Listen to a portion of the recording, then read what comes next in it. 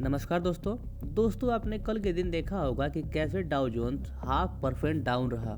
उसी के साथ जो नैस्डैक इंडेक्स है वो लगभग 2% के आसपास डाउन रहा। और इन्हीं के साथ जो एआई चिप्स बनाने वाली कंपनियां हैं जैसे कि ब्रॉडकॉम हो गया, आज के दिन लगभग 5% तक डाउन चला गया।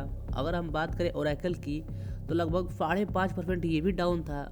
और इसके बाद अगर हम बात करें एनवीडिया की तो वो भी लगभग 5% के आसपास ही डाउन था। तो दोस्तों सवाल ये उठता है कि आखिर ये सभी कंपनियां इसके साथ साथ जो बड़े बड़े इंडेक्स हैं वो इतना डाउन क्यों है। तो दोस्तों इसके पीछे का रीजन है एआई बबल। जी हाँ दोस्तों, 2002 में जो एक .com बबल आया था, माना जा रहा है कि एआई में भी वो बबल आने वाला है, क्योंकि इसमें भी बिना देखे बिना जाने हुए बहुत ज़्यादा इन्वेस्ट किया जा रहा है। इसीलिए मार्केट हलचल हो रही है और बड़े बड़े इन्वेस्टर को लगता है कि आने वाले समय में ये बबल फट सकता है। इसी के कारण सभी एआई कंपनी धीरे धीरे करके अपने ऑल टाइम लो की तरफ जाती हुई दिख रही हैं। जैसे कि अगर हम बात करें ओरेकल की तो यह लगभग अपने ऑल टाइम हाई से 50% तक डाउन है।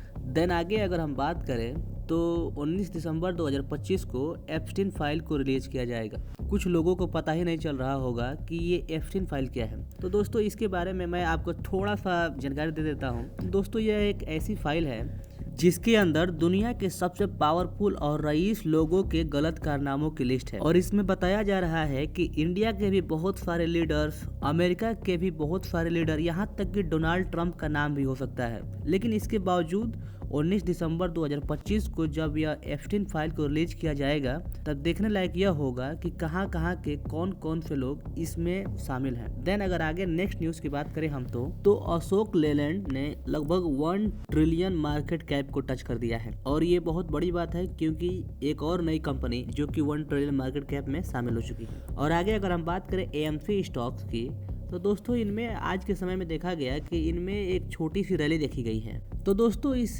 रैली के पीछे का कारण है सेबी का नया म्यूचुअल फंड एक्सपेंस रेशियो का रूल में चेंज करना।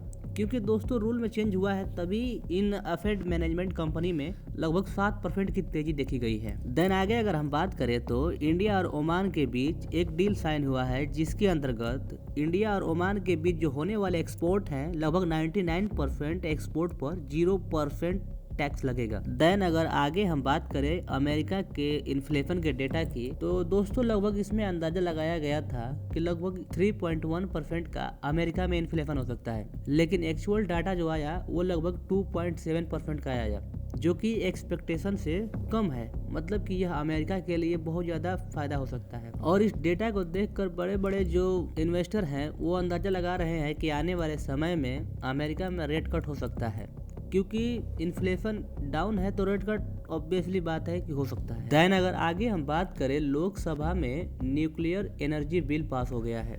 इसका मतलब ये है कि अब जो भी न्यूक्लियर प्लांट हैं या फिर जो भी परमाणु बनाने वाले काम हैं उनमें अब गवर्नमेंट के अलावा प्राइवेट प्लेयर भी एंटर कर सकता है।